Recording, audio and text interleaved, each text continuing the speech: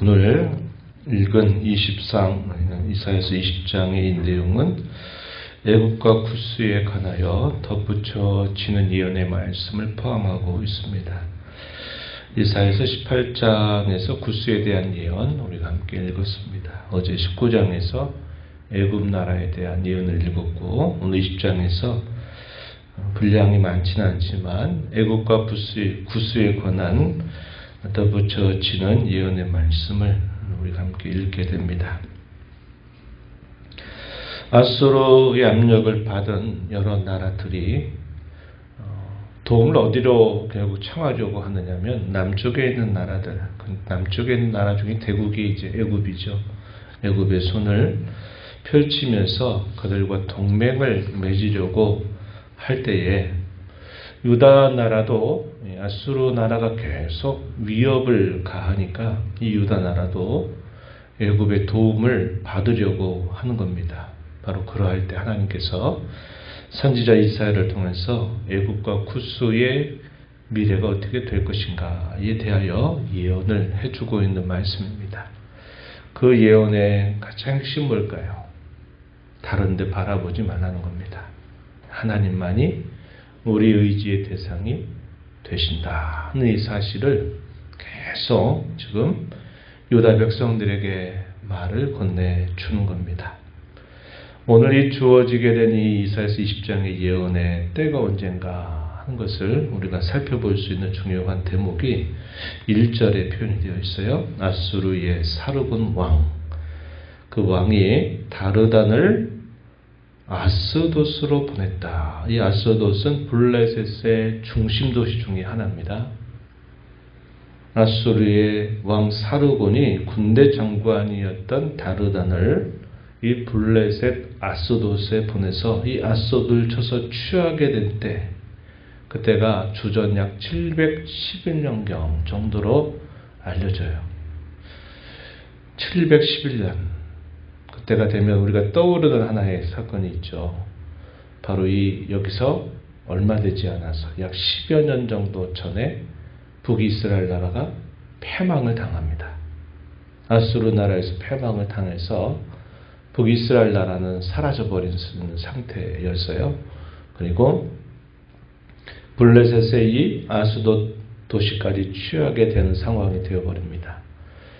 블레셋의 이 아스돗 도시가 갖는 중요한 의미는 뭐냐면 남쪽에 있는 애굽 나라를 칠 수 있는 하나의 교두보 역할을 할 수 있는 곳입니다. 그래서 아수르 나라가 이 블레셋 아스돗을 거쳐서 남쪽으로 내려가서 애굽 나라를 칠 수 있는 상황이 되어버린 거예요.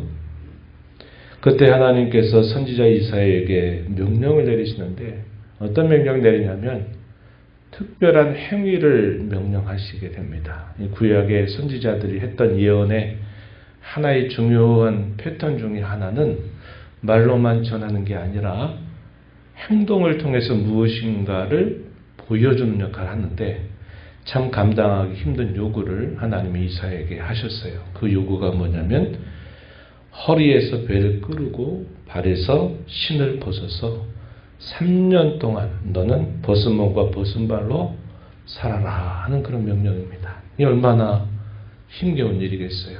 아무것도 입지 않고 3년 동안을 그렇게 살라 하시는 하나님의 요구를 이사야가 듣게 된 겁니다. 그 어렵고 힘겹고 참 부끄러운 일들이 되겠지만 그 예언을 그대로 이사야는 받아들이고 그것에 순종하게 돼요. 주전 721년경에 하나님의 명령을 받았던 이사야는 3년 동안을 벗은 몸으로 그렇게 살게 됩니다. 그래서 주전 698년, 그렇죠? 608년이죠.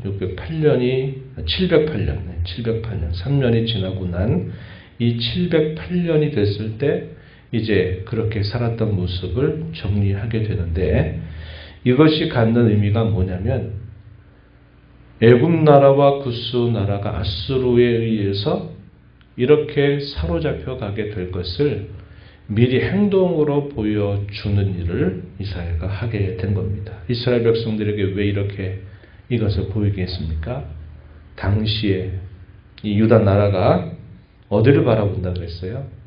남쪽에 있는 나라들을 바라보면서 그 나라의 도움을 청하려고 할 때에 하나님이 이사야를 통해서 듣고 그 백성들 앞에 살게 한 겁니다. 네가 도대체 무슨 일로 이런 일을 하느냐 했을 때 그 이야기를 전해 주었겠죠.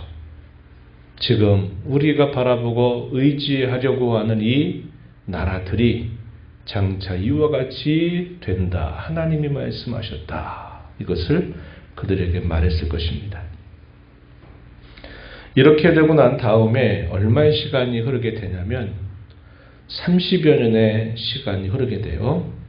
아수르의 왕 에살핫돈이 이 남쪽에 있는 나라들을 침략하는 일들을 통해서 실제적으로 이대로 된 겁니다. 아수르 나라가 애굽에 있는 백성, 구스에 있는 이 백성들을 벗은 몸, 젊은 자나 늙은 자나 할 것 없이 벗은 몸으로 다 이렇게 끌고 가는 일이 실제로 벌어지게 돼요. 그리고 또 얼마의 시간이 흘러가면서 몇 년의 시간이 흐른 다음에 또 한 번 이런 일이 있게 됩니다. 그 당시에는 아수르 왕이 누구냐면 아수바니팔이라고 하는 이 왕이 다스리게 될 때 또 이러한 사건이 또 일어나게 돼요. 예언했던 그 모습들이 실제로 시간이 흘러서 성취되는 모습을 성경은 분명히 보여주고 있다 한 겁니다. 그때 어떻게 반응할 것인가? 5절, 6절 읽었던 말씀 한번 다시 보시면 이렇게 말합니다. 그들이 바라던 구스, 자랑하던 애굽으로 말미암아 그들이 놀라고 부끄러워할 것이다. 구스, 에티오피아를 말합니다. 에티오피아와 애굽을 우리가 바라보고 이 정도 나라와 함께 동맹한다면 우리가 어려움을 피할 수 있겠다. 이런 생각을 가졌는데 놀라고 부끄러워하는 일이 생기게 될 것이다. 이렇게 말합니다. 6절에 그날에 이 해변 주민이 말하기를 우리가 믿던 나라, 우리가 아수르 왕에게 벗어나기를 바라고 달려가서 도움을 구하던 나라, 이 나라가 이같이 되었다면 우리가 어찌 능히 피하겠는가? 아무리 피하려고 해도 피할 수 없겠구나 단식하는 일이 있게 된다는 겁니다. 선지자는 계속 뭐라고 말하는 겁니까? 주변 나라 그 어떤 것도 바라보지 말아라. 하나님만 바라보라고 계속 그들에게 촉구하는데 당시의 유다 왕들은 그 말을 듣질 않아요. 듣질 않습니다. 백성들도 거기에 관심이 없어요. 하나님의 말씀은 계속 그들에게 주어짐에도 불구하고 그들이 계속 거역하는 태도를 보이고 있다 하는 것입니다. 그 결과는 분명하게 드러나게 될 것이다 하는 것을 가르쳐 주는 말씀이 되겠습니다. 이방 나라에 대한 심판 예언들, 그들의 미래에 대한 예언의 말씀을 상당히 많은 분량을 통해서 계속 그 백성들에게 들려주신다 그랬어요. 이사야서 13장에서부터 23장까지 계속 그러한 예언들이 주어져 있는데 그 목적이 뭘까요? 하나님을 의지하는 거예요. 다른 것 바라보지 말라고 거듭거듭 이야기하고 있는 겁니다. 나라가 흥하고 망하고 나라가 복을 받고 화를 당하는 그 모든 일들은 하나님의 역사 경영에 달려있는 일이고 하나님은 때가 되면 그런 나라들을 일으켰다가도 그런 나라들을 다 망하게 하시는 주권을 가지신 하나님이시다. 그 하나님을 믿고 의지하고 그분의 말씀에 순종하며 사는 것이 살 길이다. 이것을 거듭 가르쳐 주는 뜻이 있는 것입니다. 성도로 살아가는 저와 여러분은 흐르는 세월 속에서 더 하나님만이 우리의 의지의 대상이 됨을 깨닫고 살아야 합니다. 하나님이 그분 외에 다른 것들을 의지하는 대상들이 있을 때 그것들을 다 꺾어버리시는 일들을 하셔서 하나님만 바라보는 것이 성도로 사는 길이라는 것을 보여주십니다.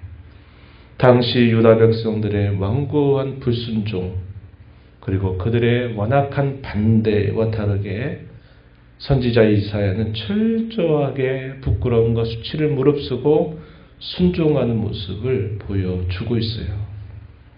우리가 하나님을 의지한다고 하는 것은 반드시 순종을 동반하는 것을 말합니다. 의지하는 것과 순종하는 것이 다른 게 아니에요. 말로 하나님께 의지합니다. 100번 1000번 해도 행실로 옮기지 않으면 그것을 의지하는 게 아닌 거예요. 그래서 의지하고 순종하는 것은 뗄래야 뗄 수 없는 그런 관계를 가지고 있다고 하는 겁니다. 또 한 가지 우리가 생각하는 교훈은 그거죠. 하나님의 뜻대로 살아간다 하는 그 일은 우리에게 크든지 작든지 간에 반드시 그것은 헌신과 희생을 동반하게 된다는 거예요. 그냥 쉽게 주의 뜻을 따라 사는 게 아니다 하는 겁니다. 선지자 이사야에게 주어진 명령은 결코 작은 명령이 아니었어요. 사람으로 얼마나 부끄러운 일입니까? 남들은 다 옷 입고 살고 있는데 자기는 옷을 벗고 살아가니 미치광이 별별 이야기 다 듣지 않았겠습니까? 그럼에도 불구하고 그는 하나님의 뜻대로 살기 위해서 자신의 희생을 동반하면서 그 뜻을 받아들이고 수종드는 모습을 보여주고 있어요. 우리가 하나님의 뜻대로 사는 길도 이렇게 크든 작든지 간에 반드시 헌신과 희생이 동반되지 않으면 그렇게 살 수 없다는 거예요. 남들 다 하고 싶은 대로 살아가는데 내가 하고 싶은 대로 살지 않고 주님의 기뻐하신 대로 살아가려고 하면 어찌 거기에 아무런 희생이나 또 노력이나 헌신이 없이 이런 일들이 되겠습니까? 그래서 우리가 이 말씀을 통해서 의지하는 것과 순종하는 것은 다른 것이 아니고 순종하려고 하면 반드시 헌신과 희생이 동반된다. 이러한 영적인 이치를 마음에 품은 자로 또 이 하루 남은 삶을 주 앞에 살아가는 저와 여러분이 되기를 진심으로 바랍니다. 하나님 아버지 감사합니다. 이 새벽 시간에도 저희들을 깨워주셔서 아버지 앞에 불러주시고 오늘도 저희에게 들려주신 이 말씀을 통해서 또 저희를 교훈하여 주심을 감사합니다. 국제정서가 급변하고 있는 그런 상황들 속에 있을 때 유다는 어디를 바라봐야 될까? 남쪽에 있는 여러 강력한 나라들을 바라보면서 도움을 청하려고 했을 때 하나님은 선지자를 통해서 하나님의 백성들이 바라봐야 할 유일한 대상은 그 어떤 것이 아니라 바로 하나님 자신임을 거듭거듭 깨우쳐 주십니다. 그럼에도 불구하고 어리석고 완악한 백성들은 그 말씀을 듣지 않고 마침내 그 예언이 성취되고 난 다음에서야 부끄러워하고 수치심을 느끼게 되는 일을 그들이 발견하게 되었습니다. 이러한 말씀들이 오늘 저희에게 거울과 경계가 되어서 하루하루 살아가는 동안 더 의지할 것뿐임을 기억하되 그 의지의 대상이 오직 하나님이심을 알고 고백하며 순종하며 또 저희의 삶의 희생과 또 봉사를 통해서 이런 일들이 실제로 잘 이루어지는 삶이 되게 하여 주옵소서. 은혜의 보좌 앞에 나와 아버지 은혜를 구하는 모든 심령들의 간구를 기울여 주시고 응답하여 주시기를 바라며 예수님 이름으로 기도하옵나이다. 아멘.